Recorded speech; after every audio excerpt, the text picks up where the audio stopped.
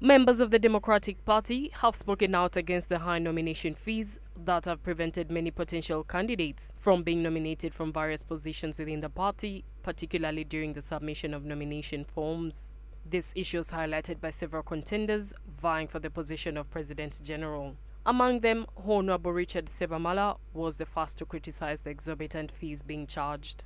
First and foremost, I'm aggrieved by the fees, exorbitant fees that were charged by the Electoral Commission. We have always blamed the NRM for the 3 million for members of parliament and the 20 million for the presidential candidate.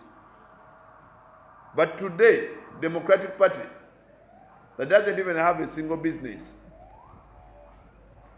that has not even tried to get its own members jobs in government, is charging 10 million for a presidential candidate, 5 million for a secretary general, 5 million for a chairman, 5 million for a vice president, 1 million, 1.5 million for publicity secretary.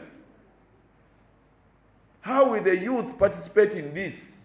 Some members, including Honorable Richard Sevamala, addressed the media, stating that the high fees were both unfair and discriminatory, excluding many aspirants who wish to contest for various positions. They emphasized that the party should not charge nomination fees, arguing that such financial barriers undermine inclusivity and fairness. We have gentlemen from the universities, we have gentlemen from all walks of life that do not have money that can pay for these kind of positions. So that was discriminatory. It was abusive. Democratic Party is not supposed to charge anything for anybody that wants to stand. The Democratic Party Vice President for Northern Uganda, Elia Alitia, who is also vying for the position of Party President General, asserted that the party has an obligation to provide leadership without imposing high charges. He emphasized the need to ensure inclusivity for all potential candidates, regardless of their financial means. Not been nominated.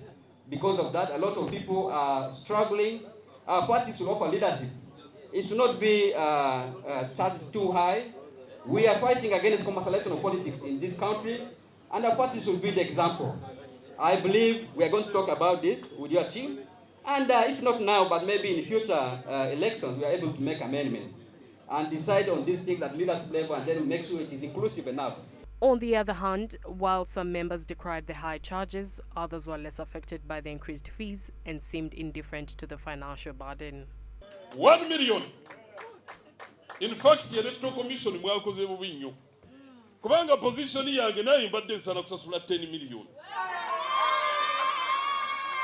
Nimwe mubanga muntadde ku miliyoni emu, next time mbadde mbasaba omuntu ozoba kulembera district y'Ensukka mu asatu n'osasula 1 million. Honorable Sevamala condemned the alleged way in which the fees were handled and criticized the lack of freedom of expression within the party, highlighting how it reflects inequality. When these fees were exorbitant, you find that some people were bringing cash on the nomination table. Then the accountant goes back with the money and hands it over to somebody else to come back with the same amount. Others came in with checks. The vice president of the party, Fred Mukasambide, came with a check. How do we verify a check and nominate someone at that table at that time? Very many people have been nominated without paying.